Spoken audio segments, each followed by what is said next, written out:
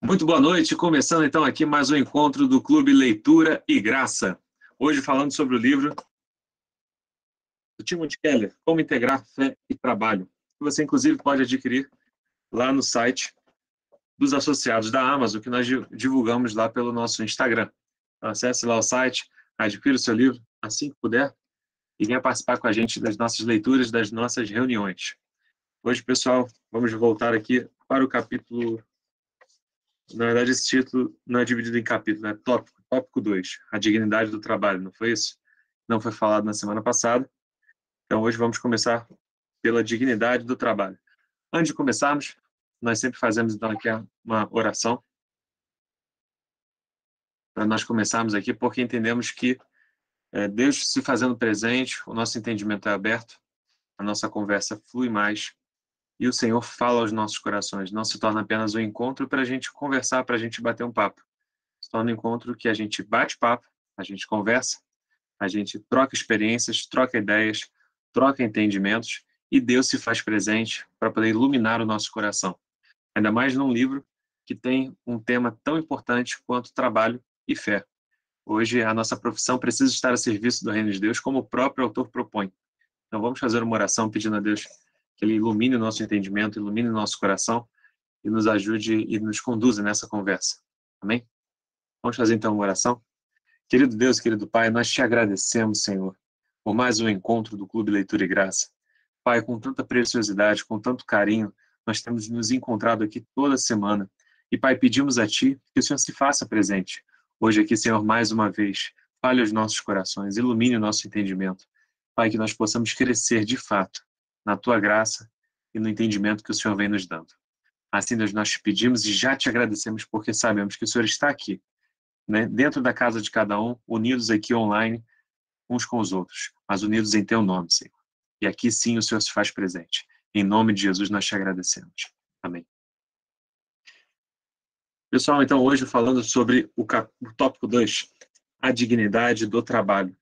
Esse tópico ele começa com um versículo que eu faço questão de ler para vocês. E disse Deus: façamos o homem à nossa imagem conforme nossa semelhança. Domine ele sobre os peixes do mar, sobre as aves do céu, sobre o gado, sobre os animais selvagens e sobre todo animal rastejante que se arrasta sobre a terra. E Deus criou o homem à sua imagem. A imagem de Deus o criou. Homem e mulher o criou. A dignidade do trabalho. Deus criou tudo. E esse tópico ele vai falar muito sobre a criação. E sobre o trabalho de Deus dessa forma. E aí eu queria perguntar para vocês o que vocês entenderam desse capítulo, o que mais chamou a atenção de vocês nesse capítulo, ou se preferir só um panorama geral, o que vocês podem me ajudar aí, para a gente começar aqui essa nossa conversa. Fiquem super à vontade para poder falar, aqui é um debate aberto, uma conversa aberta. Eu comecei só com essa introdução aqui de programa de televisão, mas acabou. Agora vamos voltar à nossa conversa normal de toda semana. O primeiro tópico, né? Ele fala, Raíza, ele fala sobre o trabalho como necessidade aviltante. Aviltante significa que desonra, que humilha, que agride, que insulta. O trabalho ele é uma necessidade aviltante na perspectiva, em algumas perspectivas, né? O que você fala aí, Raíssa? O que você destaca nesse capítulo?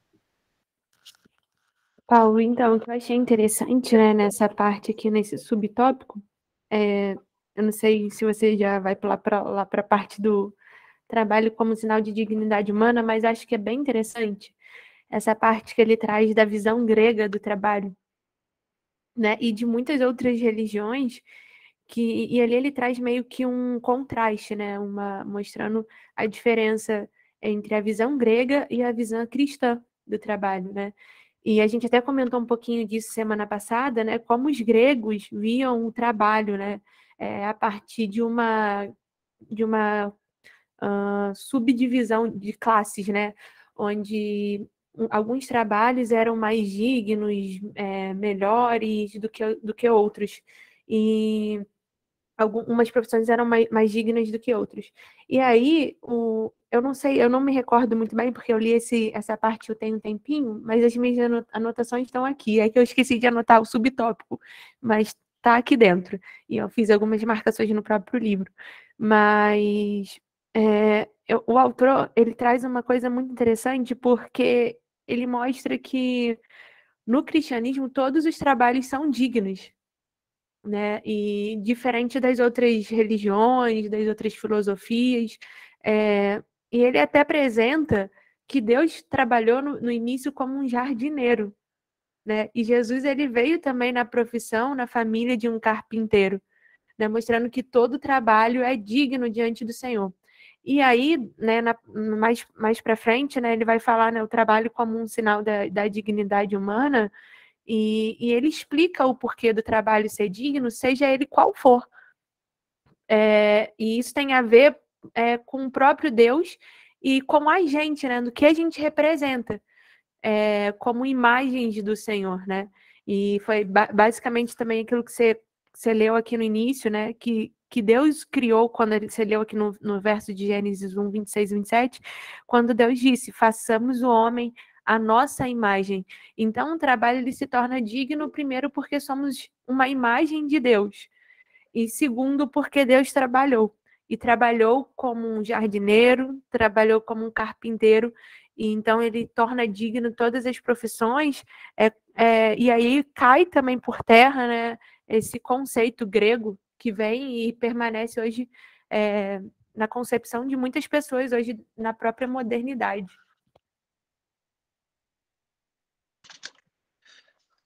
É realmente interessante que ele faz um paralelo e ele mostra como a sociedade hebreia, a sociedade dos israelitas, eles tinham uma visão de trabalho que vinha como origem de Deus.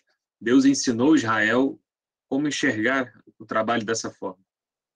Isso já foi comentado semana passada, não vou retomar vários tópicos desses, mas existia um grande contraste entre como os judeus, como o povo de Deus enxergava o trabalho e como os povos pagãos enxergavam o trabalho. Um dos povos pagãos eram os gregos, e os gregos enxergavam o trabalho de uma forma muito pejorativa, como quase uma condenação ou como algo que só era feito pelas pessoas que não eram dignas, pelas pessoas que, principalmente o trabalho braçal, essa perspectiva, essa visão de que o trabalho é uma coisa que não dignifica, uma coisa que torna a pessoa menosprezável, digamos assim. E já os judeus, eles enxergavam o trabalho como algo que dignificava o ser humano. É uma linha teológica que defende isso, que o trabalho ele dá uma dignidade ao homem, torna o homem útil, torna o homem, inclusive, cumprindo o propósito, faz o homem cumprir o propósito para o qual ele nasceu. Um dos propósitos para os quais nós nascemos é trabalhar. Esse é um dos propósitos. Não necessariamente um trabalho formal, não necessariamente um trabalho de carteira assinada, não necessariamente um trabalho externo. Pode ser também um trabalho interno. Mas todo ser humano, ele viveu, ele nasceu, e o propósito de Deus foi que nós trabalhássemos. O exemplo de Adão e Eva, que já foi comentado semana passada, é o principal exemplo disso, né? É um contraste muito grande com os gregos. Fala, Bela.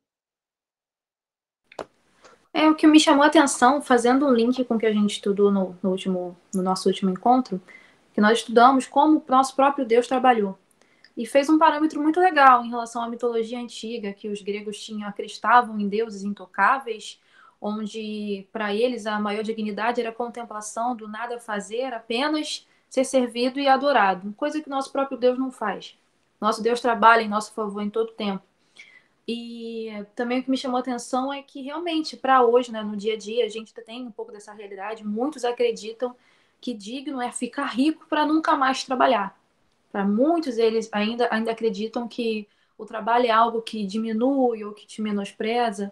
Não é tido para a grande maioria do povo que o trabalho ele nos dignifica e nos traz realmente valor. Não só questão de remuneração, mas sim de valor.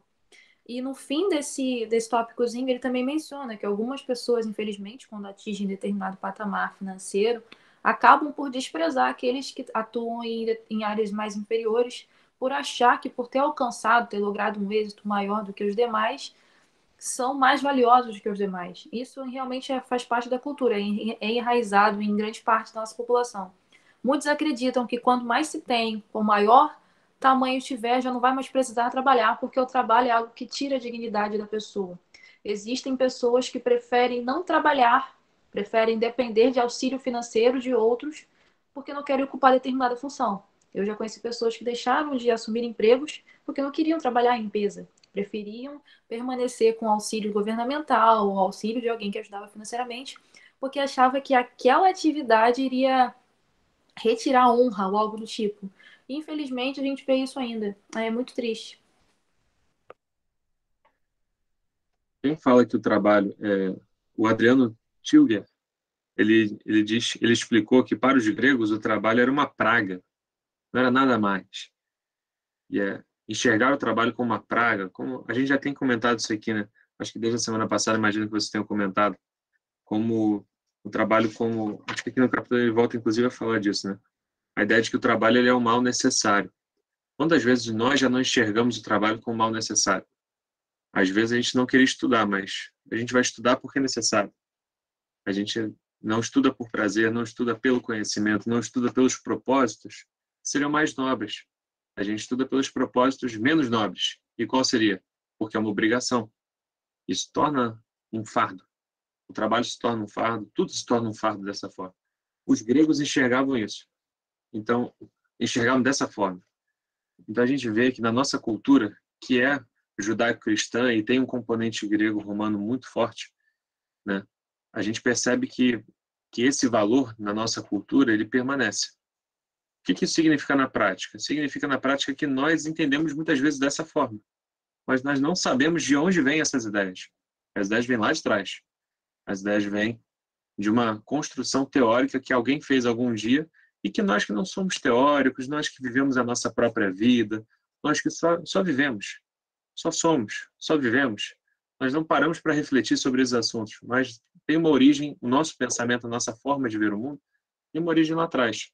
E essa origem grega, ela mostra como nós, no dia a dia, nós vivemos essa ideia de que o trabalho é um fardo, de que o trabalho é um enfado, de que o trabalho é algo que eu não gostaria de fazer. Eu só faço porque eu sou obrigado. Só faço porque dele eu tiro o meu sustento.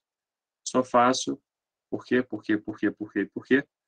mas não um porquê interessante, não um porquê, sabe, atraente, é um porquê depreciativo, né? E se eu trabalho, eu me sinto às vezes mal por isso. O ponto que a Bela comentou sobre essa visão de que quando a gente vai crescendo financeiramente, muitas pessoas que crescem financeiramente crescem para não precisarem mais trabalhar. Só citando um exemplo atual, um caso que achei muito curioso. O homem que hoje se tornou o homem mais rico no mundo, aquele trilionário, não sei qual é o tamanho da renda dele, o Elon Musk, o dia que ele foi publicado de que ele tinha alcançado o topo do patamar financeiro, de que ele era o homem mais rico do mundo, foi engraçado, ele postou um Twitter lá, como é que era? Nice, como é que é? Let's get back to work. Tipo assim, beleza, voltando ao trabalho. Ele chegou ao patamar de homem mais rico do mundo e falou, bacana, vou voltar a trabalhar. Então a gente vê assim, é um contraste. Na verdade, as pessoas que de fato são muito ricas, bilionários, trilionários, milionários, eles vivem trabalhando, eles não param de trabalhar. Só o trabalho deles às vezes é um pouco diferente. A gerência, estar no topo de uma empresa, né? No topo no topo financeiro, isso torna a visão deles muito diferente, muitas vezes de nós que estamos aqui na base da pirâmide. A gente espera não precisar trabalhar, espera subir para não trabalhar. Quem está lá, na verdade, continua trabalhando. Só que o trabalho, às vezes, é um pouco mais calculado, às vezes é um pouco mais direcionado, mas ele não para de trabalhar. Inclusive, ele continua trabalhando muito. O Elon Musk, o próprio, é um viciado em trabalho, né? O homem ama trabalhar. Mas, assim, só mostrando um contraste, e um contraste que esse homem, por exemplo, ele não adotou esse tipo de filosofia grega, de que o trabalho é algo depreciativo, é uma praga. Na verdade, o trabalho para ele se tornou um meio de ele alcançar outros objetivos que ele tem. E agora, esquecendo um pouquinho o Elon Musk, né, essa figura aí do nosso dia a dia aqui, da nossa atualidade, como que nós enxergamos o nosso trabalho. Isso é bom, esse exemplo eu achei interessante, porque às vezes nós enxergamos o nosso trabalho como algo depreciativo. E nós achamos que vamos alcançar esse patamar que a Bela comentou. Vou ficar rico e não vou trabalhar mais. E aí a gente começa a ver, peraí, pessoas que ficam ricas, muitas vezes elas continuam trabalhando, às vezes trabalham até mais, né? Porque outros valores estão agregados e porque elas enxergam um grande valor no trabalho. É interessante isso. Fala, Reisa. Ô, Paulo, é só um adendo, né, que você falou sobre as ideias que vêm desde lá de trás, e aí é por isso que é importante, né, só para ressaltar a importância do clube, porque muitas das vezes nós estamos pensando, porém com um pensamento totalmente contrário à palavra de Deus, né? Por exemplo, tem muitas pessoas dentro da própria igreja que têm uma visão do trabalho que é grega, que vem de uma filosofia grega, e, enfim, e que não condiz com a palavra de Deus. E aqui no clube a gente trata justamente isso, né, sobre essas questões. Então é só um adendo mesmo para reforçar aqui a importância do clube, né, de assuntos importantes que a gente está trazendo e que vão nos auxiliar no nosso dia a dia, né, de forma prática, colocar a palavra de Deus em prática. Achei bem interessante mesmo, só essa questão desse adendo. Depois eu volto a comentar mais sobre o livro.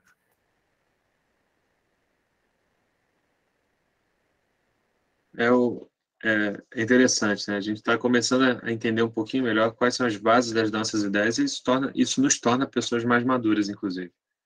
Nós nos tornamos pessoas mais maduras porque entendem bem de onde vêm as suas ideias e para onde nós vamos. Nesse primeiro subtópico, acho que o trabalho seria uma necessidade aviltante. Ele, inclusive, cita uma filósofa que eu, particularmente, não sou de grandes leituras de filósofos, mas a Ayn Rand, ele cita que é uma das filósofas mais lidas do século XX, quando o assunto é trabalho. Ele até fala que ela se coloca contra o cristianismo, ela critica o cristianismo, mas ela valoriza muito o valor criativo do trabalho produtivo. Ela diz que o trabalho criativo e produtivo ele seria essencial para a dignidade humana. Então, aqui é um parâmetro de uma pensadora secular, mas que as suas ideias andam alinhadas, nesse aspecto pelo menos, andam alinhadas com a Bíblia, né? E fala que a capacidade de enxergar, né? Na verdade, que o trabalho, todo trabalho, seja uma sinfonia, seja uma mina de carvão, todo trabalho é um ato de criação e jorra da mesma fonte, que é a capacidade de enxergar, de conectar e de criar o que não tinha sido visto, conectado e realizado antes. Olha como é interessante quando nós enxergamos aquilo que nós fazemos no dia a dia com grande valor. Nós conseguimos enxergar que aqui tem criação, nós conseguimos valorizar aquilo que nós fazemos. Então, nós nos tornamos pessoas criativas, pessoas que elaboram, pessoas que desenvolvem, pessoas que conectam coisas que não eram conectadas antes. E olha como isso agrega a nossa dignidade. Se você cria qualquer coisa, você não fica feliz com a sua criação. O próprio Deus, quando criou o ser humano, ele olhou e falou, isso é bom. Quando você vê o fruto do seu trabalho, você se sente dignificado, você se sente bem com isso. Você vê o resultado daquilo que você fez. E é necessário, inclusive, nós temos tempo também para vermos o resultado daquilo que nós fazemos. O autor fala disso.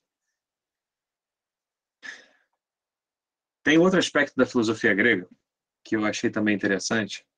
Eu acho que nós, às vezes, nós temos a tendência a sermos assim. Ele fala que os filósofos gregos, em sua maioria, achavam que os deuses eram criaturas perfeitas. E ele descreve qual era a perfeição dos deuses. Vocês chegaram dessa parte? Ele fala assim, que os deuses eram solitários, autossuficientes, distantes das coisas do mundo ou das mazelas dos habitantes do mundo. E que nós tentávamos, e aí no caso esses filósofos gregos, eles tentavam se aproximar, ser semelhantes aos deuses gregos, sendo assim, solitários, autossuficientes, distantes das coisas do mundo e das mazelas dos habitantes. Uma filosofia completamente oposta ao cristianismo. O cristão ele não deve viver de forma solitária. O cristão ele deve viver em harmonia com seus irmãos. O cristão ele precisa viver em comunhão. A comunhão é importante para nós cristãos. Os cristãos eles não são autossuficientes. Eles podem até ser autônomos, mas nós entendemos que nós não somos independentes. Nós dependemos principalmente de Deus, mas nós também dependemos uns dos outros. Nós não nos distanciamos das coisas do mundo, muito pelo contrário, nós trazemos a luz do Evangelho para o mundo. Nós procuramos nos aproximar do mundo, no bom sentido, para levar a luz de Cristo, e não o contrário. E nós vemos as mazelas das pessoas, da sociedade, o que as pessoas sofrem, e nós temos compaixão, que é a compaixão de Cristo. Nós nos aproximamos dos moradores desse mundo, digamos assim, da população, do povo que sofre, com o objetivo de ajudá-los, levar tanto o Evangelho quanto a ajuda também, às vezes, material, quando necessário. Então é uma filosofia completamente oposta, mas muitas vezes nós abraçamos essa filosofia grega. Nós gostamos de pensar que somos pessoas solitárias, somos autossuficientes, nos distanciamos das coisas do mundo e achamos que isso é uma virtude em si, e quando não é. Isso é uma filosofia grega, mas a filosofia cristã, a nossa forma de ver o mundo cristão, nossa forma cristã de ver o mundo, ela não deve ser bem por esse caminho, ela deve ser pelo caminho oposto. Mas no dia a dia, nós somos incentivados a sermos independentes, autossuficientes, solitários, e nós tendemos a viver um mundo muito solitário, principalmente na atualidade. Quanto nós não somos solitários? Quanto na nossa sociedade nós não somos solitários? Nossos amigos, às vezes eles vivem... Quantos amigos nós não conhecemos que são pessoas solitárias? E você vê quanto isso é depreciativo, muitas vezes estão em depressão. Então, é uma coisa, às vezes, até bom para a gente refletir. Será que vale a pena viver a vida dessa forma, com essa filosofia grega? Ou vale a pena abraçar o Evangelho de fato, que nos torna tudo muito mais leve? Lembra que o fardo de Cristo, ele é leve e suave. O jugo de Cristo é leve e suave. O que a gente deve entregar para ele é o nosso fardo, né? O que mais aí que vocês viram nesse aspecto aí? Rayane, acho que a Rayane levantou primeiro. Fala, Rayane. Então, nessa parte, ele fala também, né, o porquê desse pensamento dos gregos. É justamente por essa visão. Porque eles não veem dignidade no trabalho braçal e tal, não veem dignidade no trabalho em si, porque eles buscam se assemelhar aos deuses, porque acham que os deuses são perfeitos, né? E os deuses, na verdade, para eles poderem ficar ali contemplando, pensando nas coisas, né?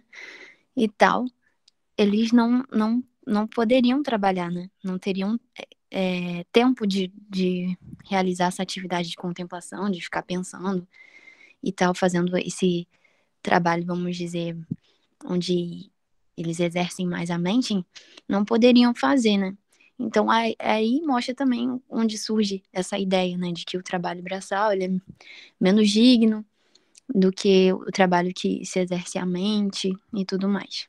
Achei interessante também, para a gente entender realmente a raiz, né, desses pensamentos, e que são contrários à palavra.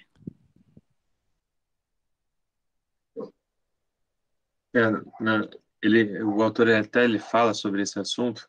Ele diz que a nossa sociedade valoriza hoje mais o trabalho cognitivo do que o trabalho braçal, né? E que isso seria uma forma de hierarquizar o salário, a remuneração. Na minha visão, aí é uma coisa que o livro foge um pouquinho. Na verdade, a nossa remuneração está muito ligada ao valor que nós agregamos. Então, por exemplo, se o meu trabalho ele agrega valor, ele traz inclusive retorno financeiro, a tendência é que quanto mais retorno financeiro eu traga, maior seja a minha remuneração, independente de qual área você trabalha. Nem sempre é tão proporcional assim, mas a tendência é que seja mais ou menos nessa linha. Mas ele faz uma grande distinção de trabalhos cognitivos e trabalhos braçais. E ele mostra que essa visão é dos gregos. Os gregos tinham essa visão bem forte.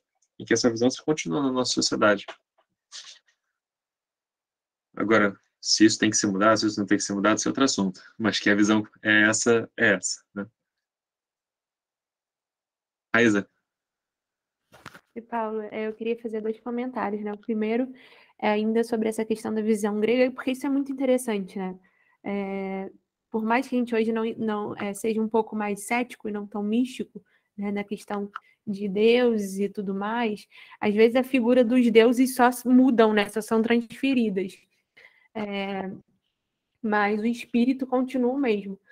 E aí, a questão é que, eu não sei se é nessa parte ou na outra, eu não me recordo muito bem, mas que o autor ele fala muito também sobre como as pessoas viam os deuses, né? A Rayane até comentou isso.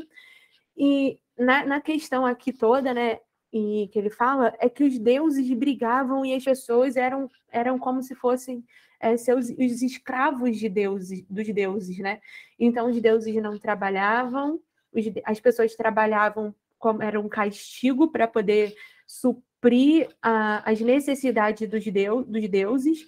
Então, tudo que ela produzia, eu até comentei semana passada, era uma forma de produzir alimento para os deuses não ficarem irados, né? Então, o meu trabalho era como se fosse um sacrifício. E no cristianismo, a gente vê uma ordem totalmente contrária, né? Moisés traz ali Gênesis, né, para o povo hebreu, de um Deus que trabalhou, de um Deus que não precisa do nosso trabalho, pelo contrário, não somos nós que alimentamos os deuses, né? Na verdade, é Deus que nos alimenta. Não temos um Deus preguiçoso e todo o trabalho é digno, né? Desde o intelectual até o trabalho mais braçal, como o autor fala aqui, né? E eu achei bem interessante, você comentou aí da questão, né, de agregar valor e tudo mais. Assim, pelo que eu entendi, eu não sei se foi dessa forma que você entendeu também, e eu acho, e assim, nem é a discussão do livro, mas é algo que surgiu e que você comentou. O autor aqui, ele não fala, acho que todo, por exemplo, né, que muitas pessoas defendem isso, todo trabalho ele deve ganhar igual, o autor não defende isso. O que ele fala é a respeito do chamado, né, de você não olhar o trabalho apenas por uma questão de valor. A gente vai ver isso um pouco mais para frente, mas entender a questão do trabalho como uma vocação. E a gente eu posso até abordar isso mais para frente, mas como você pontuou isso, eu acho interessante a gente falar. O trabalho vai muito além de dinheiro. Às vezes tem pessoas que são vocacionadas, né? E a gente sabe que o mercado ele flutua muito. Tem vocações, tem profissões que hoje são mais valorizadas financeiramente do que outras, e por aí vai. E o que ele está querendo dizer é que, assim, quando Deus me chamou, quando eu entendo o trabalho como uma vocação, para mim vai ser independente do valor que eu vou ter em relação à minha profissão, sabe? Do valor que eu vou receber em dinheiro. Por quê? Porque ele fala lá mais para frente, né? A minha identidade não está no meu trabalho. Então, o meu valor ele está em Cristo Jesus. Então, o que me importa é obedecer ao meu Senhor, cumprindo a minha vocação naquilo que Deus já me chamou, naquilo que Deus já me dotou de habilidades para fazer, independente se isso vai me trazer um retorno financeiro ou não. E lá na frente ele até aborda, né, sobre como eu devo escolher a minha profissão e que pergunta eu devo me fazer. Então, eu acho que ele segue mais por essa linha. Não sei se eu me fiz clara, né, também. Eu acabei comentando aqui que eu fugi um pouquinho da conversa do livro. Mas a conversa do livro, acho que depois ele vai tocar um pouquinho mais desses assuntos, né? Mas o aspecto aqui é sobre a dignidade. Se eu trabalho, esse trabalho vai me dignificar ou não? O trabalho é algo prazeroso? É algo bom? Ou é algo que eu tenho que enxergar como algo depreciativo, como um peso na minha vida? E no segundo subtópico, ele fala do trabalho como sinal de dignidade humana, destacando novamente de que a visão bíblica é que o próprio Deus que trabalhou, né, esse aspecto que a Raíza falou, e de que Deus ele nos deu como uma função diferente dos animais, Deus nos deu uma função de trabalhar. E de que a função de trabalhar, esse ofício, é um ofício que Deus deu apenas para o ser humano, não deu para os animais. Então, não é o tipo de trabalho que eu faço que vai me tornar mais humano ou menos humano. O ato de trabalhar, esse ato seria o próprio ofício, uma das formas de distinguir o ser humano do animal. Diferente da filosofia, dessa visão mais grega, né? Um trabalho braçal, ou até egípcia. O trabalho braçal me aproximaria dos animais, me aproximaria de seres que não são racionais. Porque, afinal, se eu faço um trabalho braçal, eu não sou racional. O que não é verdade. Mas a visão mais arcaica de mundo, né, que os egípcios tinham, que os gregos tinham, que outros povos pagãos da época tinham, é de que os trabalhos que precisavam mais do intelecto, mais abstração, mais raciocínio, coisas mais abstratas, né? Literatura, arquitetura, filosofia e outras coisas, teologia, eram trabalhos que só eram exercidos pelas classes mais nobres. Então eram trabalhos nobres. O trabalho intelectual é um trabalho nobre. O trabalho braçal não é um trabalho nobre, é um trabalho que se aproxima do trabalho, quer dizer, se aproxima dos animais irracionais, porque eu não precisaria usar razão. Essa visão dessa diferença dos trabalhos é uma visão pejorativa. E é uma visão dos povos pagãos. Completamente, e o autor faz questão de enfatizar isso, é completamente diferente da visão que Cristo traz, da visão que o próprio Deus traz. De que o ato de trabalhar, a visão de Deus é completamente diferente. O ato de trabalhar, ele é dignificante por si.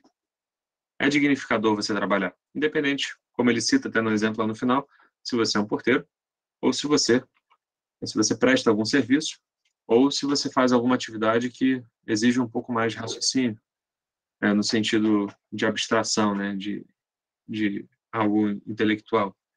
Você trabalha com livros ou você trabalha com ferramentas? Você é um carpinteiro ou você é um filósofo? Ele, inclusive, mostra que o próprio Deus, ele enxerga o ofício braçal como algo de grande valor. Tanto que a profissão que Cristo abraçou e aprendeu com o próprio Pai era a profissão de carpinteiro, mostrando assim quão importante é o trabalho braçal. Então não há uma distinção para Deus, não há uma distinção, e aqui é um princípio bíblico, que o autor vai elaborando melhor aqui no livro, e quem não teve a oportunidade de ler ainda, leia. Mas o autor elabora muito bem isso. O trabalho braçal, o trabalho intelectual, para Deus um não é melhor do que o outro, no sentido assim de valor. Talvez financeiramente haja diferença do mundo, que é uma coisa assim que não tem como você brigar com isso. Existe uma diferença de valor de salário que não é o nosso assunto aqui. Mas o assunto é qual é o valor, qual é a dignidade que esse trabalho traz. O trabalho em si traz dignidade, ponto. Independente se for trabalho braçal. O trabalho braçal é muito dignificante. Jesus, ele veio na forma humana e ele aprendeu o trabalho braçal de carpinteiro. E com certeza e várias lições, parábolas, tinham muito desse aprendizado laboral que ele teve, né? Labor de trabalho, né? Mas desse entendimento laboral que ele aprendeu. Então, na verdade, o trabalho, inclusive, ele nos ensina muito. O nosso ofício, o nosso dia a dia, ele nos ensina. Ele não apenas nos consome tempo. No nosso trabalho, nós aprendemos habilidades. O autor, ele fala disso, acho que é na página... Onde que ele fala disso? Ele fala que no trabalho, nós aprendemos, inclusive, as nossas habilidades. Ou foi no outro capítulo? Acho que eu estou confundindo. Mas ele fala que no trabalho você descobre as suas habilidades. O trabalho não é... O fim do trabalho não é apenas a remuneração, né? Raíza, você está com a mão levantada? Eu não vi se você levantou a mão depois ou não. Não, tô sim. É só para essa questão da dignidade. É interessante porque ela fala de um conceito, né? Eu falei sobre o Corodel, né? Nas outras vezes, né? Que ele está sempre diante do Senhor. E aqui fala de um conceito muito interessante para a gente, que é cristão, que é o imago Dei, que é onde toda a questão da cartilha de direitos humanos, onde às vezes muitas pessoas julgam sem saber. Travou um pouquinho a sua conexão. Eu acho que a minha internet não está muito legal hoje. Vocês estão conseguindo me ouvir? Fecha a câmera. Fecha a câmera que vai facilitar. Sim, vou ter que fechar, galera. Minha internet hoje não tá muito Deixa a câmera fechadinha para ouvir teu áudio. Fechei. Agora pode falar, Raíza. Melhorou aí? Então, essa questão da dignidade, né, tem muito a ver com um conceito que ele fala sobre imago Dei, né, que todos somos imagens de Deus, somos semelhantes a Ele. Embora ser semelhante não quer dizer ser filho de Deus, todos nós, sejam pessoas que aceitaram a Jesus ou não, carregamos a imagem de Deus em nós, todo ser humano. E é isso que o autor ele fala. Depois, mais para frente, ele vai até falar assim, que todo trabalho, seja ele feito por cristãos ou não, são dignos diante do Senhor justamente por essa questão, que todos nós carregamos a imagem de Deus. Os direitos humanos, é bem feito, né, a cartilha dos direitos humanos, quando utilizada sem ser de forma enviesada, né, ideológica, ele é todo fundamentado em conceitos judaico-cristãos, porque tem essa questão, né, do cristianismo valoriza essa questão do ser humano. E aí, é por isso que o pecado é muito grave, porque ele é cometido por pessoas que carregam a imagem de Deus, por pessoas que deveriam ser representantes de Deus. E aí você pensa, uma pessoa que carrega a imagem de Deus, como não é o caso, por exemplo, dos animais. Os animais não têm isso, né? E essa pessoa que carrega a imagem de Deus, ela peca. Ela tá ofendendo a imagem de Deus na própria vida dela, sabe? É como se um representante de Deus estivesse fazendo algo que ele não faria.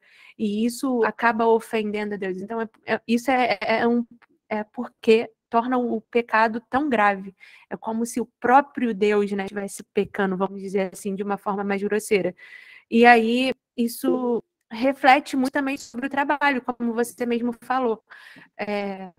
O trabalho por si só, ele já é algo digno, independente da forma como ele é executado, se é de forma intelectual, se é de forma braçal. É porque Deus o executou. E o texto, né, ele traz aqui, que eu acho bem interessante, essa parte que você falou, né, de Jesus como carpinteiro, ele fala assim, em Gênesis vemos Deus como jardineiro e no Novo Testamento como carpinteiro. Eu achei isso lindo. Nenhum trabalho é um jarro pequeno demais para conter a imensa dignidade do trabalho dado por Deus. E às vezes a gente vê muitos jovens com vergonha de executar trabalhos mais braçais, porque às vezes precisa ajudar dentro de casa, e aí acaba partindo para o crime, ou por outras situações muito mais vergonhosas, porque não entende essa questão, né, de que o trabalho, independente da forma como ele se apresenta, ele é algo que vai te dignificar, é algo que vai te tornar um ser humano melhor, simplesmente porque Deus trabalhou e tornou essa forma digna, né, e nós carregamos essa imagem do Senhor.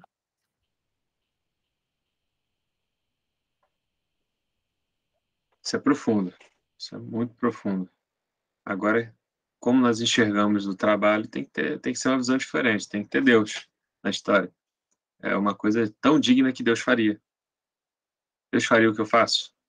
Faria, né? Se Deus faria, se Deus lavaria, por exemplo, se Deus lavaria o banheiro da igreja, eu não vou lavar? Né? Se Deus faria a minha profissão, se Deus exerceria a minha profissão, eu não vou exercê-la? Então, se Deus faria o que eu faço, o que estão me propondo fazer, por que eu não vou fazer? Aí você muda completamente a sua visão sobre o que você está fazendo. Deus faria o que eu estou fazendo? Então, beleza. Se Deus faria, quem sou eu para dizer que não vou fazer? Né? Então, é algo digno. Se Deus faria, é algo digno. Fala, Bela. Eu acho que também confronta bastante com a questão do ego. A palavra também é muito clara quando diz que aquele que quer ser o primeiro, primeiro seja o último. Aquele que quer ser servido, primeiro sirva. E eu lembro que uma vez, salvo engano, o pastor Rogério Postigo mencionou que na igreja, em dia de limpeza, não tem juiz, não tem superadministrador, não tem empresário. Na hora de lavar, todo mundo vai lavar. Na hora de limpar, todo mundo vai limpar. Porque todos somos iguais diante de Deus. E foi claríssimo quando Jesus lavou os pés de todos. Ele serviu primeiro para nos mostrar que realmente quem quer ser servido tem que servir antes de qualquer coisa. E o capítulo não, perdão, esse tópico ele menciona que todo trabalho é digno. O indigno é não trabalhar. Não é digno você não trabalhar. Não é digno você não se esforçar por alguém. A gente estudou na última semana também que O trabalho ele nos proporciona também aquela questão da sociedade. Você serve alguém com sua prestação de serviço, automaticamente você é servido também por aquela pessoa, seja pela troca naquele momento do valor financeiro, enfim. Eu acho que vem realmente de confronto aquilo que a gente acha de nós mesmos. Tem, infelizmente, quem acha que é bom demais para não servir. Tem aquele que jamais vai servir um cafezinho para alguém, mas tem aquele que vai ter o prazer em poder prestar aquele momento um ato de amor, um ato de carinho. Deus fala também que amar o Senhor acima de todas as coisas e após o próximo como a nós mesmos. Nós mesmos. Quando a gente serve um cafezinho para alguém, a gente não está sendo capacho de ninguém ou algo semelhante, infelizmente. Há quem pense isso. Mas quando assim, a gente serve um café para alguém, a gente serve amor, a gente serve carinho, a gente também serve que Deus te abençoe. Nós estamos aqui para servir, porque aquele que veio nos salvar também nos serviu. Eu acho que vem confronto também com essa questão do ego. Quem quer ser o primeiro, seja o último, né? Aquele que quer ser o maior entre os irmãos, seja o primeiro a servir. O ensinamento de Cristo. Fala, Rani. Abre Então, a câmera, Rani, corroborando. se puder. É porque hoje eu tô meio resfriada. E daqui a pouco eu vou ter que sair. Tudo bem. Só tô esperando o pessoal vir me chamar aqui. Aí, então, corroborando com o que vocês estão falando, né? Deus, ele criou o mundo, né? Para que nós venhamos o desenvolver e cuidar dele. E Deus, ele nos fez a sua imagem e semelhança. Porque o trabalho... Só um minuto. E aí, porque o trabalho, ele é considerado digno? Porque Deus, ele trabalhou. E como ele trabalhou e nos fez a sua imagem e semelhança, e como vocês já falaram, como a gente leu, né? Deus, ele nos deixou nessa missão de cuidar da terra. Por isso torna o trabalho digno, independente do que ele seja. Então, há uma obra a ser feita por nós. E Deus, ele nos fez para governar realmente, dominar sobre os animais, governar a natureza, usá-la com sabedoria. E não tem como a gente fazer isso, né, sem o trabalho. E eu acho muito interessante a gente mudar a visão realmente do que a gente acha como digno no trabalho. Porque, por exemplo, ele até cita depois o caso de um porteiro que ele era um porteiro lá em Nova York, ele veio de outro país, né? E só que ele não fazia o trabalho dele de qualquer forma, ele se destacava porque ele via dignidade no trabalho dele, então ele não fazia por fazer. Ele fazia o melhor dele, porque ele realmente enxergou isso. Ele não viu apenas como sendo um trabalho simples. Então, cada um tem um chamado, cada um tem um propósito e tudo é importante, né? Nós somos um corpo, estamos em uma sociedade, cada parte é importante. Imagine, eu gosto sempre de lembrar desse exemplo. Imagina a nossa vida sem, por exemplo, os lixeiros, né? Sem os garis. Imagina, seria, né, uma bagunça, as ruas seriam sujas, teria mau cheiro. Então são pessoas importantes e que, para mim, deveriam ganhar muito bem, porque eles ficam ali em contato com o lixo e tudo mais. Para mim é um trabalho muito digno. E as pessoas não enxergam isso. Então é importante a gente observar esses pontos para que a gente não caia, né, nessas falácias que são contrárias à palavra de Deus e nos fazem errar. E muitas vezes podem nos fazer tomar escolhas erradas, tomar decisões erradas. Quando alguém for decidir, por exemplo, sobre uma carreira, pensar apenas no status, no dinheiro e acabar não se realizando e não cumprindo o que Deus tem para ela, porque está olhando apenas com um olhar mundano, né, de que o trabalho que ela tem que fazer realmente tem que ser aquele que ela vai ganhar muito mesmo, ou aquele que ela tem aquele status, né? Mas talvez ela não vai se realizar porque ela não tem um dom para aquilo. E no livro até fala, né, que no trabalho a gente pode escolher o trabalho de acordo com os nossos dons, nossas habilidades. Então, realmente, achei muito interessante essa parte. E algo que ficou realmente, né, guardado no meu coração é que Deus, ele nos chamou para governar, né? Eu sempre tive isso na minha mente. E o livro confirmou. Deus, ele nos chamou para governar e através do trabalho.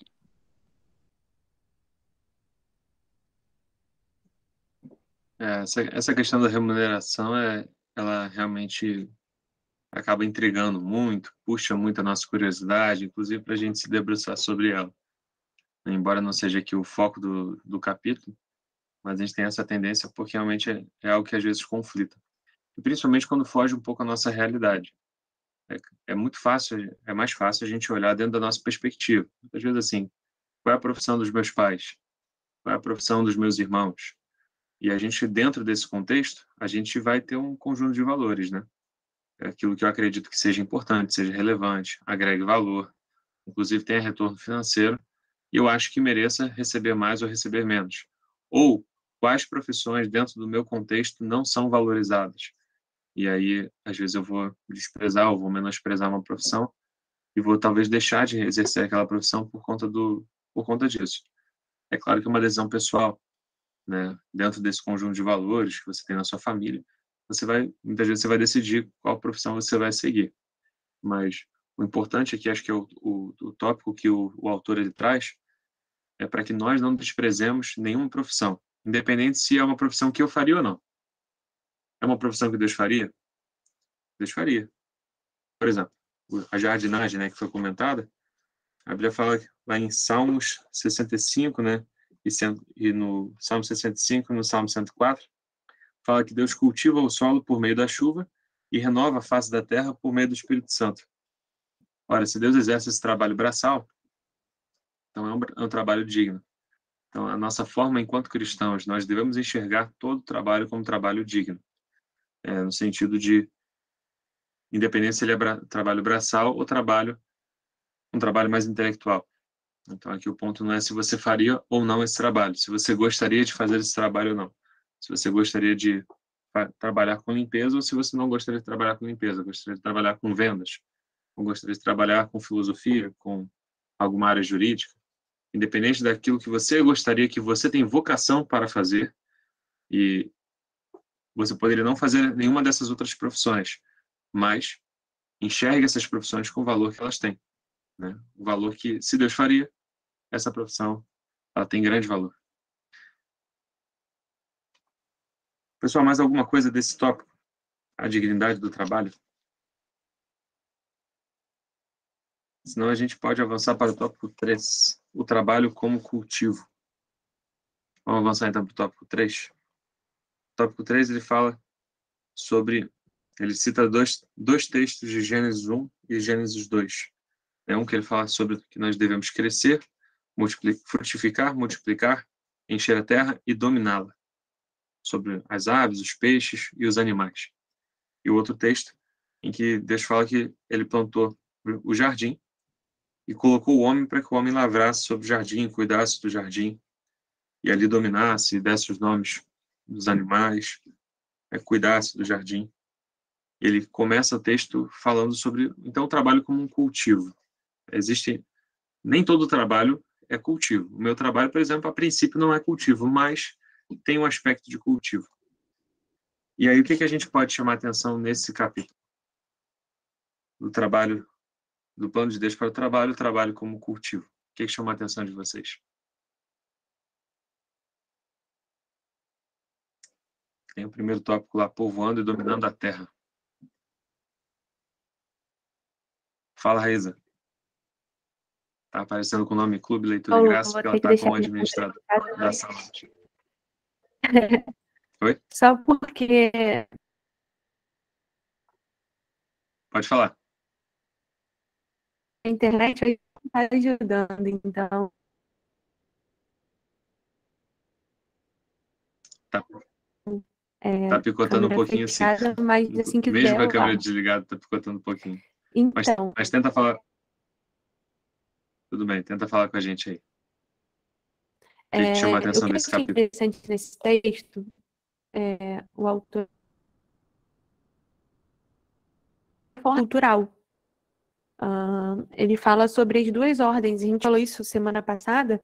Acho que ele vai reforçar exatamente essa questão aqui nesse subtópico 3 do trabalho como cultivo, né? E é engraçado, só para a gente entender aqui, a palavra cultivo, ela tem a mesma raiz de cultura e de culto. Né, fala sobre cultivar. Então, a cultura, ela é um resultado de um cultivo, de um trabalho. O culto, ele é resultado de um trabalho, né? Então, tem muito a ver com isso também. Não sei se vocês estão conseguindo me ouvir bem. Só sinaliza aí para mim. Beleza. E aí, o autor, ele vai falar, a gente tem 3 tipos de mandatos em Gênesis, mas o que ele foca aqui é o mandato cultural. Novamente, eu faço aqui falo sobre o nosso Instagram lá, que a gente fez um post sobre isso, né, o mandato cultural, e aqui ele fala sobre as 2 ordens, né, de encher a terra e sujeitar a terra. E o autor, ele ainda ressalta que para a gente crescer espiritualmente e em todas as áreas da nossa vida, é necessário que a gente obedeça às ordens divinas, porque elas são instruções para a gente poder obter êxito, né, nas nossas atividades.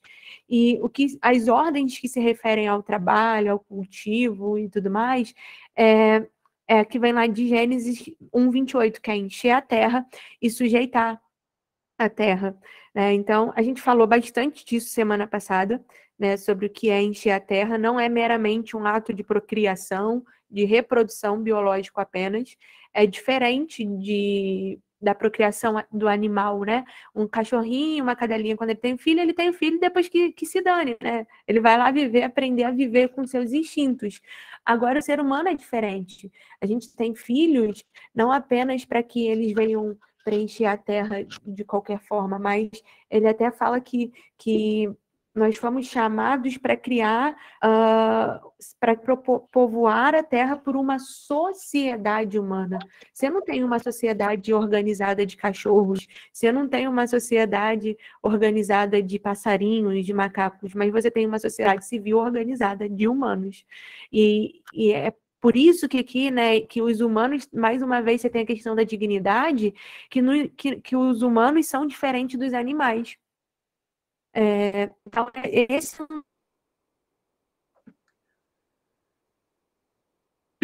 Picotou um dos pouquinho. mandatos, né, é uma das ordens que compõe o Raíza, tá picotando um pouquinho. mandato. Raíza, tá picotando um pouquinho? Enquanto você vai ajustando um pouquinho a sua internet, a gente comenta um pouquinho sobre esse primeiro ponto, de encher a terra. Realmente é mais profundo encher a terra do que apenas procriar, né? Então, você já comentou, a gente falou disso também semana passada. Como nós devemos encher a terra? Veja, Deus nos deu muitas ordens. Entre elas, povoar esse mundo, né? Encher a terra. Encher a terra também do fruto daquilo que nós somos, daquilo que Deus colocou em nós. Então, criando filhos também, né? Desenvolvendo-os. O que vocês acham desse assunto? Quem pode comentar? Rapidamente aí. Sobre esses 2 mandatos, de encher a terra e de governar. Quem pode nos comentar sobre isso aí?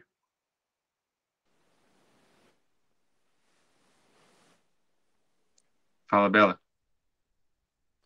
Só para fazer um adendo, já com o que a gente falou na semana passada, em relação a governar e ao nosso mandato cultural, como a Raíssa estava falando também, o principal realmente que nos chama a atenção é que ficou infelizmente enraizado a questão somente da procriação, a questão biológica. Sendo que o domínio em si ele é muito mais do que isso, é muito mais do que um simples povoamento. Deus nos criou a terra, a gente também mencionou, vamos só pensar lá um pouquinho que a gente aprendeu na última semana. Ele nos deu a terra, ele preparou a terra para nós e também nos preparou para a terra. E isso é mais uma demonstração do incrível carinho e cuidado com Deus. Achei muito bacana também a menção que a Raíssa fez sobre o cultivo. Realmente, né, o link das palavras foi perfeito, foi incrível. Que já nos faz também contemplar aquilo que acontece. Nós não temos apenas uma vida. Muitas pessoas acham que nós só estamos aqui por estar, sem motivo, sem razão, sem circunstância. Mas nós chegamos a esse ponto de estar aqui nesse local com realmente uma missão. Diariamente, nós fazemos segundo aquilo que Deus plantou que nós fizéssemos. Não somente estamos aqui para viver, para trabalhar com um trabalho simples, nós estamos realmente cumprindo um propósito. E o principal realmente do mandato cultural, o post que está lá no nosso Instagram, quem quiser conferir, dá um pulinho lá que está muito bacana. A gente tirou essa ideia mítica de que o homem precisa deixar o pai e mãe e apenas procriar e ter seus filhos. Não. Ele precisa exercer realmente um domínio na terra que ele criou para que nós possuíssemos. E ele também diz: vá para a terra que eu lhe mostrarei. Ocorreu assim anteriormente com nossos antepassados. E qual era o intuito dali? Não era somente povoar aquele local para que aquele local se tornasse um ambiente de domínio daquele povo. É para que ele realmente exercesse segundo aquilo que Deus nos plantou. Ele não nos criou, é aquilo que eu gosto de dizer. Nós somos um plano para dar certo. Nós somos um plano feito para dar certo. Então, nós já viemos aqui, já chegamos, como também mencionamos no último capítulo, na última semana, que a gente já veio com um manual de instruções do fabricante. Nós já chegamos aqui já com a linha para que a gente consiga lograr isso em tudo que fizermos. Porque ele não nos criou em momento algum para ter algo errado na nossa vida. Ele nos criou para dar certo. É basicamente consultar o manual de instruções, que a gente também chama de Bíblia, e seguir segundo a vontade dele, que a gente nunca vai conseguir lograr êxito em nada fora da vontade de Deus. Por isso que o cristão tem quem pergunte pra gente: mas vocês oram para tudo? Sim, a gente ora para tudo. Que a gente não é nem maluco de pisar 1 milímetro fora da linha que ele desenhou. Então, a nossa função aqui é governo. Nós precisamos governar. Não é político apenas. Não tem apenas esse aspecto político.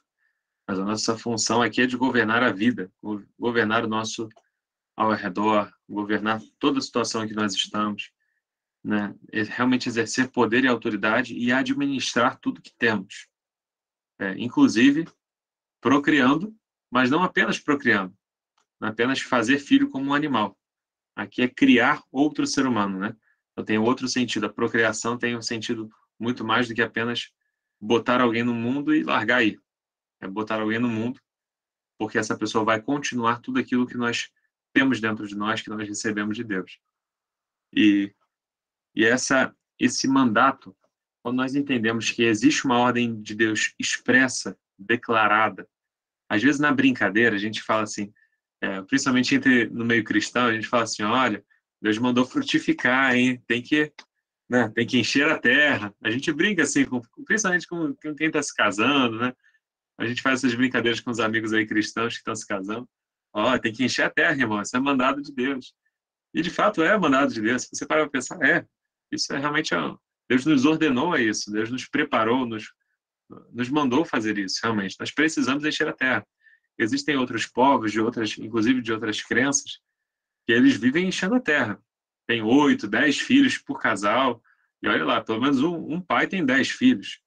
E quando você vê, essa é a religião que mais cresce no mundo atualmente. Eu estou falando do islamismo. Hoje é a religião que mais cresce no mundo. Se você for parar para pensar, esse mandato eles estão cumprindo. Eles estão enchendo a terra. Mas eles estão povoando, inclusive, com os valores deles. Inclusive, existem muitas repercussões que estão acontecendo. Por exemplo, hoje na Europa, a Europa está se tornando, quase metade da Europa é muçulmana. Se você parar para pensar, há 10, 15 anos atrás, quando que isso iria acontecer? Mas quem está governando, quem está possuindo a terra, quem de fato está sujeitando? Quem está cumprindo esse mandato de encher a terra, inclusive. Não apenas com filhos, mas com filhos que estão levando seus valores, estão sendo educados nessa cultura, nesses valores, nessas crenças. E hoje eles já se tornaram metade da Europa, tanto por imigração, mas também por procriação. Os europeus já não ligam mais de ter filhos. E eles têm 8, 10 filhos por casal. Pelo menos por patriarca, né? Pelo homem da casa, que às vezes tem mais de uma esposa, que a religião deles, eles entendem que pode. Mas você vê como que, de fato, procriar, não apenas procriar no sentido de reproduzir, mas colocar filhos no mundo, educá-los, prepará-los para a vida, para continuarem aquilo que você tem dentro de você, isso é um mandato divino. Não estamos falando aqui de uma coisa...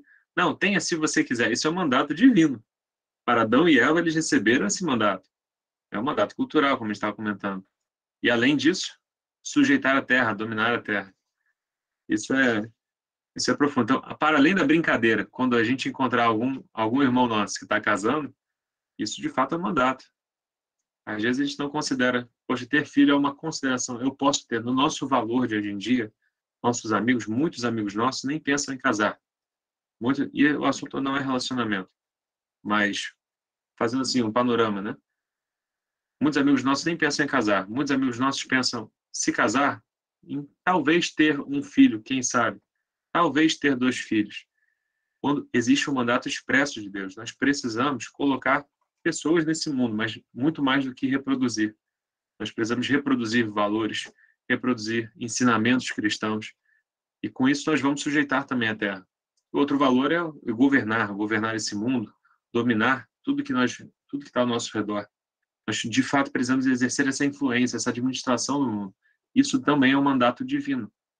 Então, o mandato divino não é só a vocação no sentido ministerial. Também é uma vocação primária para todo mundo. Todo ser humano tem essa vocação. Alguns exercem, outros abrem mão de exercê-lo. Mas é o mandato. O que mais vocês têm para destacar desse capítulo aí? Raíza, conseguiu estabilizar? Aquela ali está um pouquinho melhor. Voltei pelo 3G. E está com uma Tá qualidade... melhor?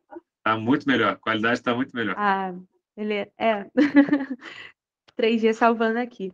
Mas um ponto que ele põe aqui, Paulo, é que além do multiplicar, né, encher a terra, ele também fala sobre sujeitar a terra, a questão de manipular, né, de você ter, por exemplo, ele dá um exemplo lá para frente, eu não sei se é aqui ou muito mais lá para frente. A minha memória, ela sabe que tem, mas onde está localizado, ela não sabe. É igual o versículo. Eu sei qual é o versículo, mas me pergunta onde está aqui. Eu não vou lembrar. Mas pelo menos eu sei. Por exemplo, quando Deus manda Adão atuar como um jardineiro. E ali na questão, quando Adão vai atuar como um jardineiro, né, sujeitar essa terra, exigia muito de Adão, porque a gente acha assim, sujeitar a terra é coisa simples, né, na nossa concepção do trabalho errônea, né, do trabalho braçal, mas, por exemplo, cultivar a terra, você precisava saber a questão dos tempos, né, das estações, saber quando iria chover, você precisava saber qual a forma certa de arar a terra, enfim, você tinha toda uma ciência, né, questão meteorológica por trás. E ali fala dessa responsabilidade que Deus deu ao homem de sujeitar e de governar a terra. E aqui ele fala algo muito interessante, que nós não devemos olhar, né, o governar de qualquer forma, né, como um rei tirânico. A gente falou isso semana passada, mas como Deus governou. E Deus governa muito bem, né, na forma do serviço, né? Então, a gente olha isso muito na figura de Jesus, né? De Jesus como Deus. Como Deus governou na figura de Jesus? Servindo, né? A Bela mesmo falou, maior é o que serve, o maior é aquele que serve. E isso muda toda a inversão, né, do mundo, porque hoje em dia se servir é algo que vai te rebaixar, né? Então, o Evangelho tem até um livro que a gente depois eu sugiro aqui, que é o Reino Ponta Cabeça, fala dessa inversão que o Evangelho faz. E aqui o autor ele fala que governo significa também mordomia, né? E aí me faz lembrar de 2 parábolas, a do mordomo fiel, que nós vamos prestar conta da casa, né? E também dos talentos que Deus nos deu, porque nós devemos desenvolver aquilo que Deus nos deu. A terra, quando Deus deu a Adão, era para ser desenvolvida. E se a gente não desenvolve aquilo que Deus nos dá, nós não estamos reproduzindo a imagem de Deus de forma plena, né? Da forma como ela deve ser reproduzida. Então, aqui nesse capítulo, para mim, são as 2 coisas que pesaram bastante. Governar é o estilo de Cristo, né? É, de fato, administrar tudo que se tem. Você vê, Jesus recebeu 5 pães e 2 peixinhos e administrou tão bem, com sabedoria e poder, apresentou ao Pai e alimentou uma multidão. Ele conseguiu administrar 12 discípulos que viviam brigando entre eles. Ele administrava as situações emocionais, conflitos de relacionamento. Ele administrava isso. Ele governou muito bem. Tudo que vinha à mão dele, Jesus não trabalhava de nenhum ofício. Até a partir quando ele começou o ministério, ele vivia completamente do ministério. Mas tudo que chegava à mão dele, seja por doação ou que chegava, ele administrava muito bem. Administrava tão bem que ele conseguiu exercer um mandato e ele influenciava todos os lugares onde ele chegava, né? Então você vê que é muito interessante a forma que nós governamos, nós governamos a nossa vida, o nosso derredor, ele transparece Cristo ou não, né? Ou ele transparece uma tirania, ou ele transparece qualquer outra coisa. Uma má administração também, ela não vai resplandecer Cristo, né? Então, quando Deus ele fala sujeite a terra, com certeza não é sujeite mal a terra, com certeza não é governe mal a terra, é governe bem. E assim nós exercemos bem o mandato que Deus nos deu, a vocação que Deus nos deu enquanto seres humanos, que esse mandato aqui foi para todo mundo. Claro que os cristãos eles precisam exercer melhor esse mandato, né? Fala, Reisa. Tem outras duas coisas aqui que ele pontua, né? O trabalho como colocar ordem no caos, que foi exatamente o que Deus fez na criação, né? Então, o trabalho é justamente, ele é feito para resolver problema, né? Tem gente que fala assim, eu quero fugir de problema. E não, a gente foi feito para resolver problema. Então, a gente dá ordem, né? Quando você está executando o seu trabalho, você está pegando aquele caos, que é para uma pessoa, e está dando uma forma a ele. Assim como Deus pegou a terra e ali trabalhou durante 6 dias, ele estava dando uma forma àquele caos, né? Que a gente vê que era no início. Então, é exatamente isso que Deus nos chama a continuar, né, ao executarmos o nosso trabalho. Ele até fala que sempre que colocamos ordem no caos, sempre que usamos o nosso potencial criativo, sempre que melhoramos e expandimos a criação para além de seu estado original, estamos seguindo o padrão de desenvolvimento cultural e criativo de Deus. Isso está na página 59. Eu achei isso excelente, porque, caraca, eu tô colocando ordem a um pequeno caos, eu tô reproduzindo aquilo que Deus me fez, olha como que Deus me dotou de poder, e isso através do meu trabalho. Eu achei isso sensacional. E outra coisa que você falou, né, sobre governar bem, fazer bem, é que ele fala assim, ó, dá um exemplo aqui de um empreendedor, se eu não me engano, e ele fala assim: olha, dominado pela alegria, ele disse assim: Deus não cria porcarias, eu não crio porcarias. Ou seja, tá na página 60, lá no finalzinho, antes dele colocar um texto aqui, né? Ele fala assim: uma compreensão bíblica do trabalho revitaliza nosso desejo de criar coisas de valor com os recursos que temos à disposição. Ou seja, até a excelência do nosso trabalho, deve ser influenciada pela forma como Deus trabalhou e pela forma como a Bíblia nos ensina. O capítulo anterior, inclusive, ele fala que Deus nos colocou na Terra para nós exercermos a missão, né, de vice-governadores. Quando nós administramos tudo que temos, Deus foi o primeiro governador. Na verdade, ele governa tudo. E ele apresenta e ele nos delega essa função de nós continuarmos a administração daquilo que ele fez. Com os recursos que tivermos, administrarmos bem e com isso a gente conseguir desenvolver tudo aquilo que nós temos para desenvolver, porque isso é mandato de Deus. Fazer bem o que nós fazemos, desenvolver bem o que nós temos para desenvolver. Deus realmente não cria porcarias, não, né? Então nós também não devemos criar, né, Raíssa? Nós não devemos criar nenhuma porcaria. Devemos criar aquilo. Com certeza. Toda a nossa criação, tudo aquilo que fizermos, deve ser com excelência. E você vê que isso chama atenção. Olhando assim de forma mais humana, de forma mais secular. Quando vocês sabem hoje quem é o país que mais produz patentes no mundo, em termos de desenvolvimento, de criação, o país que mais cria e consegue marcar as suas patentes, quer dizer, registra as patentes das suas criações. Sabe qual é o país que mais faz isso no mundo? Ele é pequenininho e fica no meio do Oriente Médio. É Israel. É um país pequeno no meio do Oriente Médio e eles conseguem ser os maiores criadores de patentes do mundo. Estão ou não estão com poucos recursos que aquela terra tem, se formos considerar assim, por exemplo, o Brasil tem muito mais recursos do que eles, mas nós não chegamos aos pés, nesse quesito, nós não chegamos aos pés deles. Eles são o país que mais cria patentes do mundo. Vocês viram, ele bate inclusive os Estados Unidos. Então, isso chama atenção hoje no mundo atual, olhando de forma secular. Dificilmente você vê um judeu mal sucedido.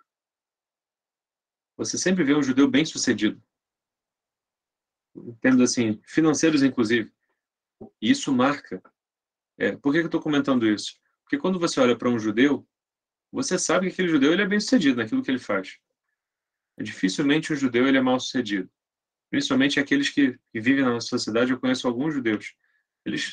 A maioria deles é muito bem-sucedido. E isso marca, inclusive, um povo. O povo de Deus não devia ser marcado por isso também?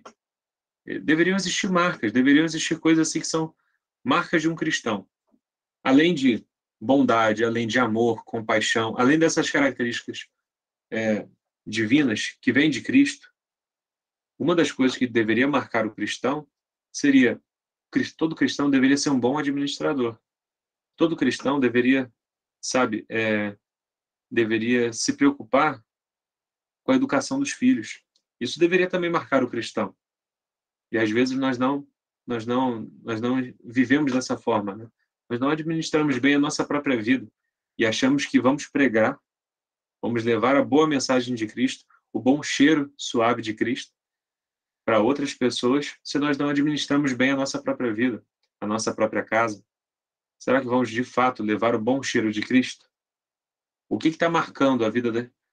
Se alguém perguntasse de você hoje, isso é uma boa reflexão.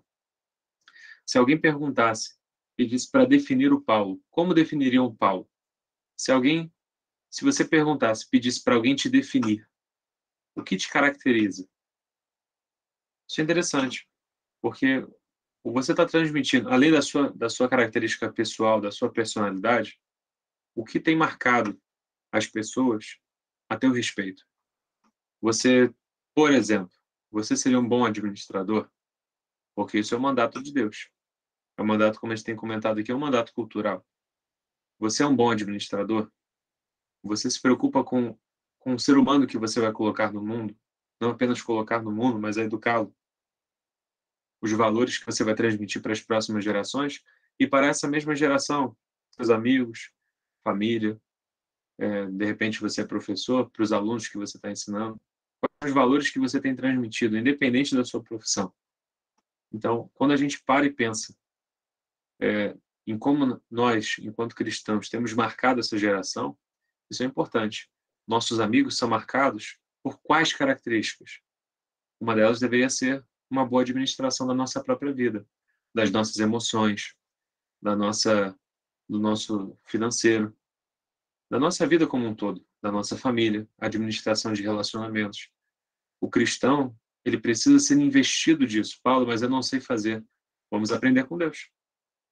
Isso é um mandato divino. Vamos cultivar bem tudo que nos foi dado. Todo recurso que nós tivermos, vamos cultivar bem, vamos administrar bem. Isso é um mandato divino. Continuando aí, galera. O que mais chamou a atenção aí de vocês? Quem mais aí pode comentar? Flávio, Aisha, Lucas, Bárbara. Não fiquem tímidos. E quem mais estiver aí com a gente na reunião, Rayane, não fique tímido. O que mais chamou a atenção de vocês nesse capítulo?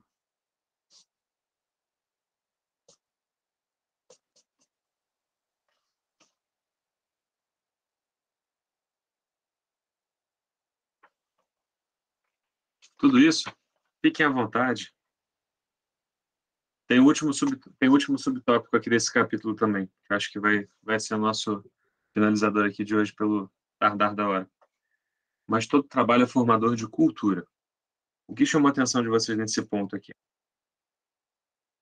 Todo trabalho é formador de cultura.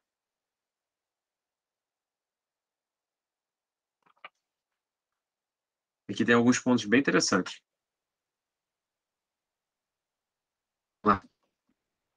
Bela, Rayane.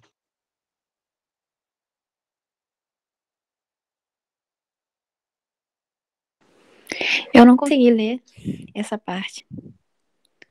Então, aí, para a semana que vem, passa para essa leitura aqui, que essa parte, inclusive, é bem interessante.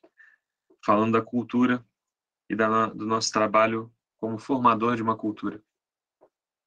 Todo trabalho, na verdade, ele forma alguma coisa, né?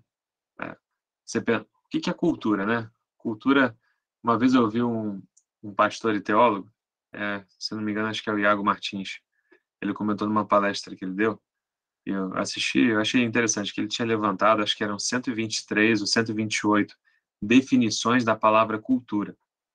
E eu achei aquilo bizarro. Falei, poxa, não se tem uma definição que seja tão completa, precisa e ao mesmo tempo consiga ser sintética.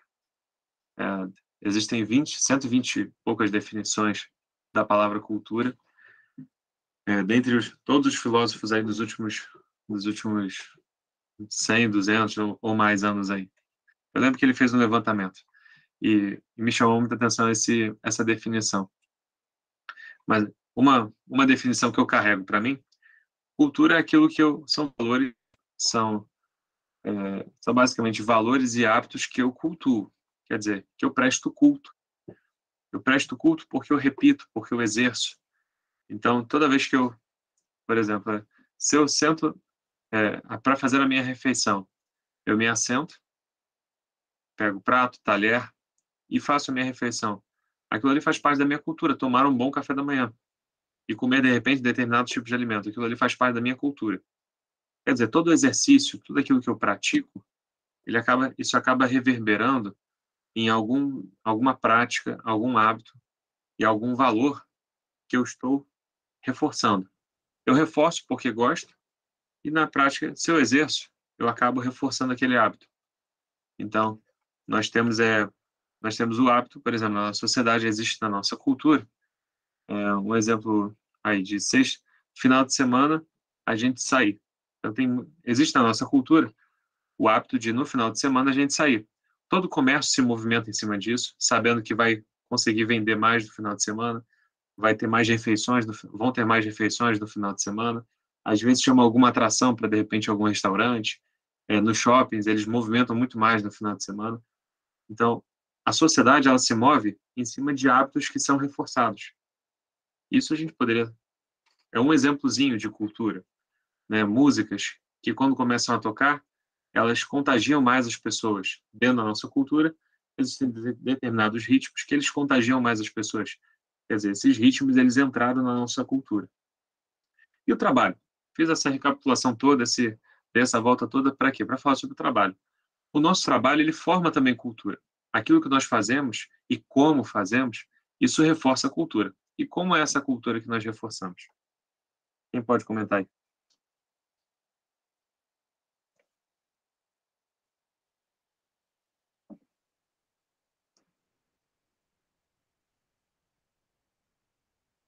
A Rayane estava com a mão levantada, não sei se ela ia falar. Pode falar, Rani. Que eu só ia complementar com o que você falou sobre cultura, que uma vez estava estudando uma matéria na faculdade, que uma das definições também é que cultura é tudo que é produzido pelo homem, pela humanidade, né? E então, encaixa bem com o título, né, do trabalho, né? Do livro, né? O que o trabalho produz. Porque se é tudo que o homem produz é cultura, né? A gente produz, então podemos produzir cultura através do nosso trabalho. Então, nós produzimos cultura através do nosso trabalho, porque tudo que nós produzimos é cultura. É interessante essa definição. O Lucas também colocou aqui no chat, ele achou interessante quando o autor fala que a gente observa uma necessidade humana e a gente decide investir nisso, criando novos empregos, produtos e melhor qualidade de vida. E isso, agir dessa forma, é agir à semelhança de Deus. Nós temos tantos problemas no nosso dia a dia, e se a gente parar para pensar, a gente consegue pensar em soluções. Então, o nosso trabalho, ele produz soluções para o nosso dia a dia, né? Isso modifica a nossa forma de vida na sociedade. Como a Raiz até comentou antes, né? Nós somos seres que são criados para resolver problemas. Nosso trabalho basicamente é resolver problema, seja ele em que aspecto for. O que produzimos para resolver alguma coisa. Boa reflexão, Perovani. Lucas Perovani D. O que é esse D aí? Lucas Perovani D. Nosso amigo aí, Lucas. Dormea. Lucas Perovani Dormea. Boa, Perovani. Boa participação aí. Fala, Raíza. Paula, só para complementar essa questão, né, do cultivar, cultuar, você pontuou muito bem. A nossa vida é tudo disso, você falou, né? A forma como eu almoço, né? O tempo lá, o hábito, né? Tem até a questão que a gente deu na questão do preconceito, isso tudo é cultura e culto. O homem, por si só, ele é religioso, né?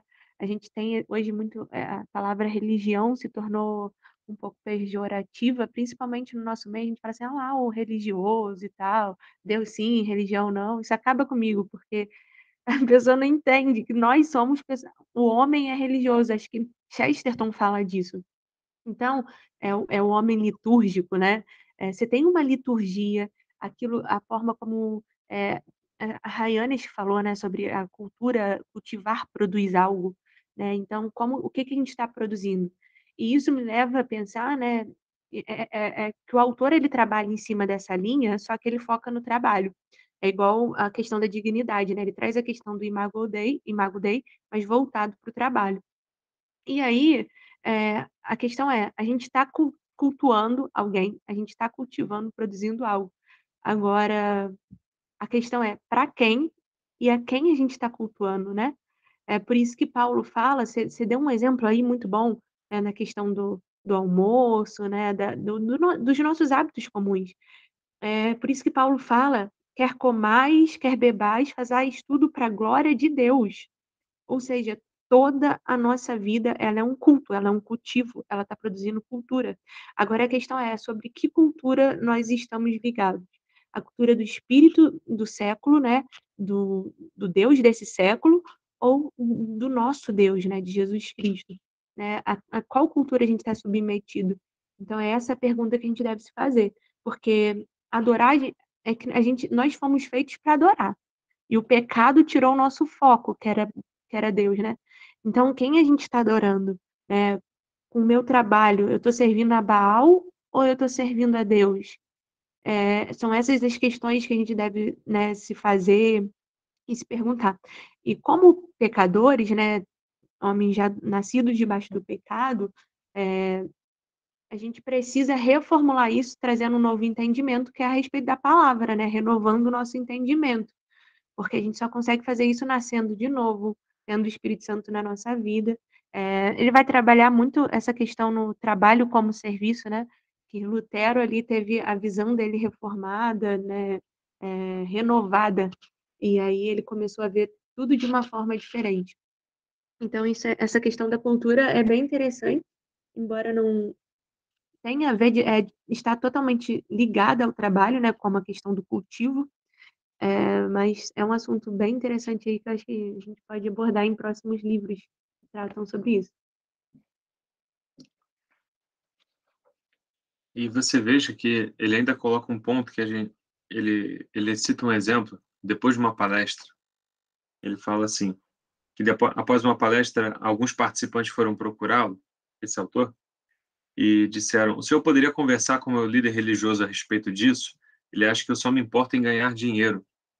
Quer dizer, essas pessoas, depois que ouviram esse entendimento, que o Peruvani até comentou com a gente, é que o fato de você conseguir enxergar problemas e você acaba gerando empregos, quando você busca soluções, você acaba gerando empregos e você acaba modificando as coisas como elas são, isso é uma forma de você cultivar a criação, esse aspecto que a gente está comentando. Então, quando o nosso cultivo da criação, quer dizer, quando nós exercemos esse mandato divino, nós estamos produzindo soluções, nós estamos resolvendo problemas, e isso é um mandato divino, né? Então, que não seja apenas pelo dinheiro. Aquilo que nós fazemos modifica a sociedade. Às vezes uma startup, às vezes uma empresa que de repente você pode ter alguma vocação de criar, você acaba modificando as estruturas, a sociedade como ela está. Às vezes com uma boa ideia, exercendo na prática, você consegue ter bons resultados e ali você modifica a sociedade, você consegue exercer um grande impacto. E com isso você pode abençoar inclusive a sociedade, abençoar determinado grupo de pessoas, exercendo inclusive dando emprego, né? Se você tiver essa vocação para ser empresário, você pode Você pode estar modificando a sociedade. Minha empresa tem 20 pessoas, são 20 pessoas a menos desempregadas. Porque você teve uma boa ideia, você buscou criar uma estrutura de empresa para que produzisse algum tipo de serviço ou produzisse algum tipo de produto, seja lá o que for, e ali você consegue agregar valor e dar emprego a essas pessoas. Então, além da manutenção da vida delas, você exerce um impacto na sociedade. Quantas empresas hoje não exercem um impacto com o seu trabalho? Às vezes a presença daquela empresa, a influência daquela empresa, ela é utilizada, por exemplo, para propagandear. Nas suas propagandas, elas propagandeiam valores. Exemplos atuais. Quantas vezes nós não vemos propagandas de empresas que querem se associar a valores ambientais, por exemplo. E elas começam a propagar esse tipo de valor. Mas outros valores também. Como, por exemplo, tem várias propagandas hoje que trazem as ideias LGBT, querem colocar isso, inclusive, nas crianças. Esses valores do movimento gay, de forma geral, eles são levados muitas vezes em propagandas de grandes empresas que exercem influência na sociedade. Eu estou dando aqui esse exemplo. Da mesma forma, se você pega uma empresa que ela tem valores cristãos, quer dizer, que o seu dono, você no caso, ou você que trabalha numa empresa dessa, você traz esses valores, você consegue propagandear esses valores numa sociedade, você cultua esse valor na sociedade. Quer dizer, você modifica de uma forma positiva, diferente do outro lado, você consegue modificar a sociedade de uma forma positiva. E aí o resultado do seu trabalho é muito maior do que o salário que você recebe. Você consegue encontrar um sentido muito maior do que aquilo que você está fazendo, do que o produto apenas do que você está produzindo, do que o serviço que você está prestando. Existe um propósito muito maior. E o propósito do seu trabalho já é excelente por si. Mas, além disso, o seu trabalho ele modifica a estrutura da sociedade como ela está. Pode modificar para melhor, como pode modificar para pior. Existem pessoas que usam a sua influência com grandes empresas ou na localidade onde ela está, e ela exerce de uma forma negativa. Por exemplo, a Ramara, que participa aqui do grupo, hoje ela não está aqui com a gente. Mas como ela comentou, às vezes com o trabalho dela de comerciante, ela consegue ali próximo ao hospital onde às vezes ela trabalha, onde ela está, ela comentou com a gente algumas vezes aqui como fez bem a presença dela naquele momento, em que ela pôde falar de Cristo, pôde orar pelas pessoas que estavam próximas ao hospital, às vezes em desespero. Quer dizer, nós exercemos, enquanto cristãos, o nosso trabalho, e às vezes o nosso ofício também, ele pode exercer grande influência na vida de muitas pessoas.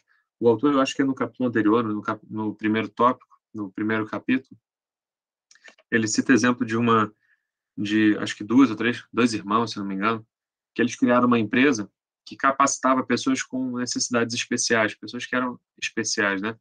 Pessoas que tinham deficiência, às vezes deficiência mental, às vezes algum tipo de deficiência, pessoas que eram especiais de forma geral e que não dispunham de capacitação para exercer funções no mercado de trabalho. Eles criaram uma empresa que capacitava as pessoas especificamente. Quer dizer, olha o impacto que isso pode gerar. Está capacitando pessoas que muitas vezes eram marginalizadas por uma falta de capacitação. E você vê como que o trabalho ele pode capacitar essas pessoas. Pode dar outra perspectiva. Olha que interessante.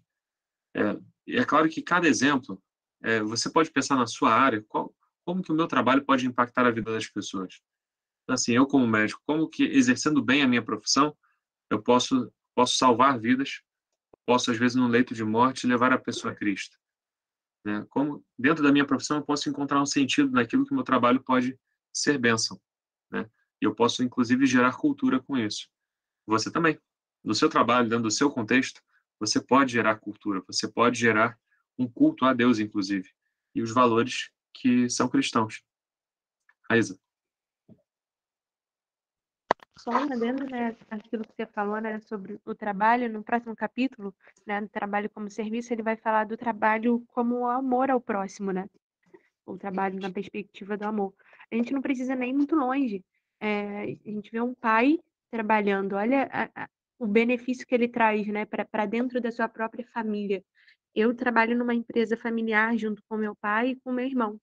E se eu não trabalhar, eu estou prejudicando a minha própria família. E aí eu falo assim, caraca, como que a responsabilidade, né? E então a forma como pro trabalho, no meu trabalho, né? Se eu faço isso com excelência, cara, eu estou beneficiando a minha própria família, demonstrando amor a eles. Então, se eu sou negligente, eu também estou deixando de amar minha família por intermédio do meu trabalho, vamos dizer assim, sabe? Então, desculpa que me deu uma irritação aqui nos olhos, mas, né, que eu tô chorando de emoção, não, mas é só irritação mesmo. Mas Emocionou, esse assunto emocionou, né, Raíza? não, Pra falar de também, família. né? Família, né? Trabalho e tudo mais. Mas, assim,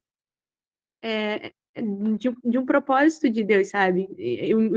O trabalho, né, eu vejo aquilo que Deus fez na nossa vida, que principalmente aqui em casa, por intermédio do trabalho, que começou com meu pai, num trabalho braçal, né? E hoje aquilo que nós estamos nos tornando, eu vejo o amor de Deus, o amor que meu pai tinha a gente, e dali foram construindo coisas, sabe? E nos dando possibilidade de viver situações que vieram através do trabalho, né? Deus prosperou nossa vida através do trabalho. Às vezes, muita gente fica esperando uma palavra profética para vencer. Vá e faça bem o seu trabalho na segunda-feira. Essa é a palavra profética. Né? Às vezes, muita gente fica esperando uma palavra aí. A palavra é essa: vá trabalhar e faça bem o seu trabalho na segunda-feira. Alinhe aquilo que você aprendeu domingo, na segunda. Em nome de Jesus. Amém. Então vamos exercer isso daí. Hoje é terça-feira, estamos participando aqui no Clube Leitura e Graça, já finalizando então aqui esse último capítulo, umas grandes lições aqui que temos hoje. Hoje vimos então a dignidade do trabalho e o trabalho como cultivo. Então nós cultivamos alguma coisa, nós também cultivamos cultura, né? E, e aí, hoje nós aprendemos então que nós temos grande dignidade com o trabalho.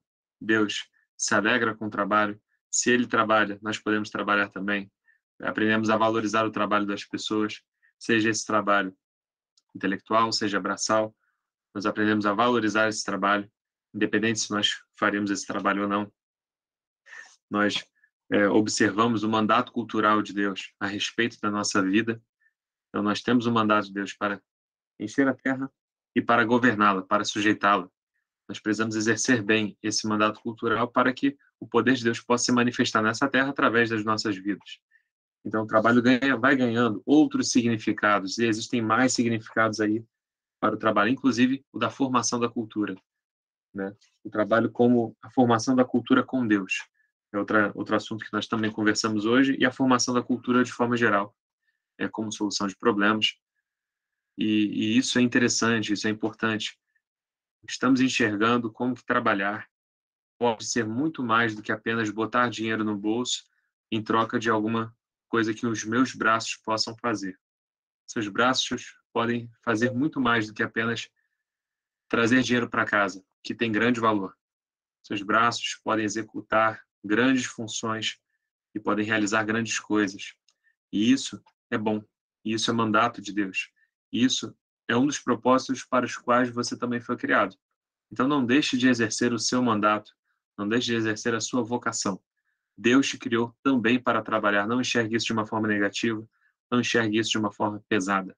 Exerça com grande amor, com grande carinho, com grande entusiasmo aquilo que você faz, e você de fato vai conseguir cumprir o propósito de Deus aqui nessa terra.